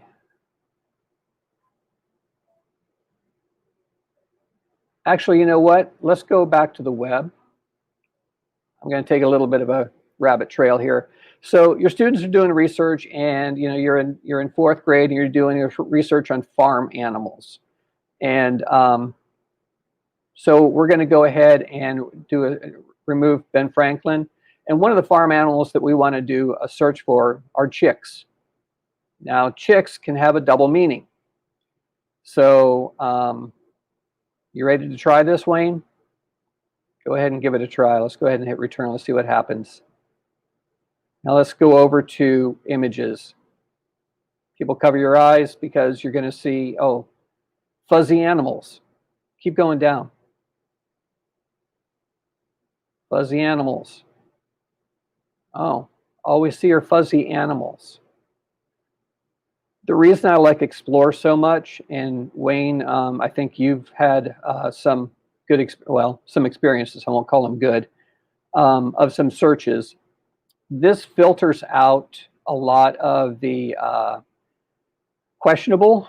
Doesn't mean that some things won't get through, but it does limit more. Now, it will also limit, because these are copyrighted pictures and GIFs and that. These are free to use. When you do a Google search, normally you get all sorts of copywritten material. That's not necessarily free to use. While we're in education, we have a little bit of a gray area, but this definitely will help with keeping our kids safe. So wanted to bring that to your attention. Let's see, where are we? So let's go back to searching for Ben Franklin, or Benjamin Franklin, I mean. And when we get the results again, let's go to web. And let's scroll down a little bit to where it says the web results. Oh, back up a little. And then there's some hot dogs to the right. Click on that. That's where you can change your citation to APA or Chicago. These are some cool features that we typically don't see or know about. So let's go back to images. We're just going to we're going to click on a picture.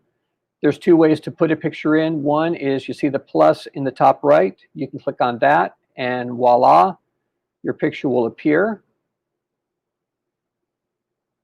Oh, voila, the picture will appear. There we go. And it's going to be big. Let's go ahead and delete that. The second way to get the picture over is simply drag it over. Either way will work. Both of them will put that in a large picture. My recommendation is whenever you have those pictures that are large, if you click on it once, you'll see the dots in the corners in the center. Grab one from the corner and then make it smaller, and that will keep everything proportional.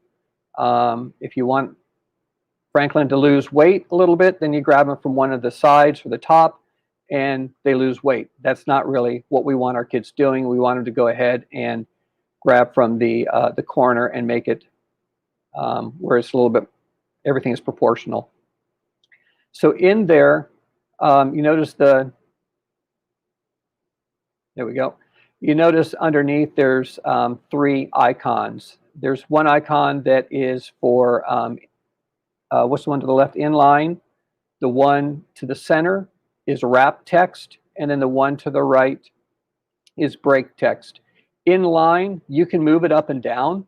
You can move that image, but it's only going to go to where a space is or where you're specifically putting it. So if you put it in between the B and the E and the N, or the B and the E, it's going to go there. If you click on wrap text, it will now wrap the text around. So you can move that picture around, and the picture will have text around it, and it won't be, interrupted. And so the third one is inline. Again, it will move it around. You can move it around. You have more functionality with it, with making those changes. The rotation, you can grab the little tag at the top of the picture, and you can spin it a little bit one way or the other, so you can make it a little bit more customized. When you click on a picture, so let's click off of the picture. Notice what the toolbar says right now. Let's go ahead and close our Explore tab for now. So notice that the menu is the way it is. Now when you click on the picture, you're going to get more functionality for that picture. And one of them is the image options. As you click on that, you'll get a sidebar, and you have more options available. You can click on the size and rotation, same thing that you did with the dragging and the moving around. You click on that size and rotation. Open that up. You have the same features there. You can, on the angle, you can click on the caret, the little triangle up and down. You can go 90 degrees. You can lock the ratio, etc. Another cool feature, let's close that out and go down to text wrapping. Yeah, the same features there. It's just in a different, you can wrap on both sides, or you have, again, a little bit more customizable than your original way. So let's close that down. Position, I don't know anyone who really uses that to any large degree. The next one is recolor. This is an awesome tool. You can change the image. You can change it to black and white. You can colorize it. So you can make it Andy Warhol-ish. So, so that is a feature that you have there. And then Wayne's favorite tool for under reorder is adjustments and the transparency.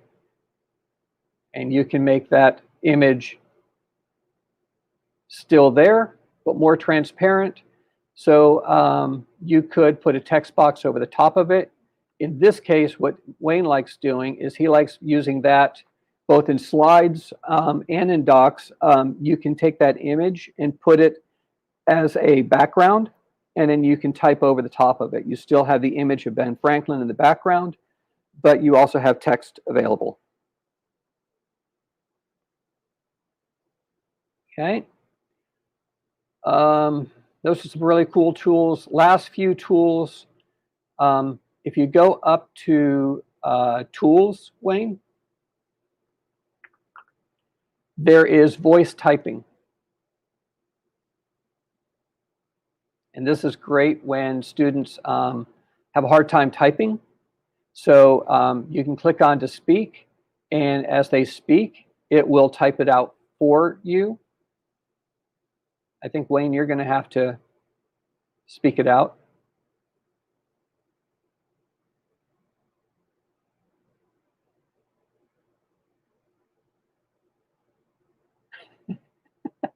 It may not be 100%, but it's really close.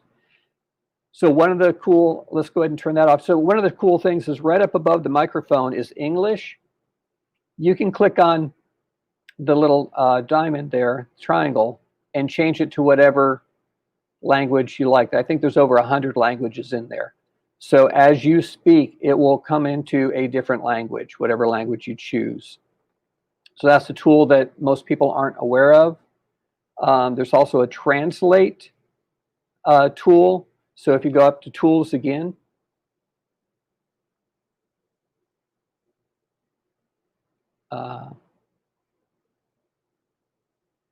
and there is a translate document. One of the cool features is it makes a copy in the other language, so it keeps the integrity of your original document and then translates everything into your choice of language. So you do have the option of being able to do that as well. So if you've got non-speaking English-speaking students, there's a way to a little bit easier way to communicate with them. That's all we're going to do now. I just wanted to give you some Kickstart ideas to what you can do in Docs. This is a freebie. There's no assignment to this. It's all going to be part of that 2-hour session. So I'm going to bring everybody back, and we'll remove that. And I just want to say to everybody who's remained with us, thank you, thank you, thank you for hanging with us and testing this out with us. It's not perfect, but we're getting better. If there's a question, they know how to use their accounts, but they talk. Oh, okay. So if there are any questions with Docs, again, contact one of us, and we'll be glad to work with you. I'm always available to sit with you virtually or together and work through whatever you're trying to do. Again, thank you. Thank you to Katie, Wayne, and Stephanie. Stephanie had to leave. She had another prior engagement. So, but thank you all. Anything do y'all have to add? No, we're good. We're good.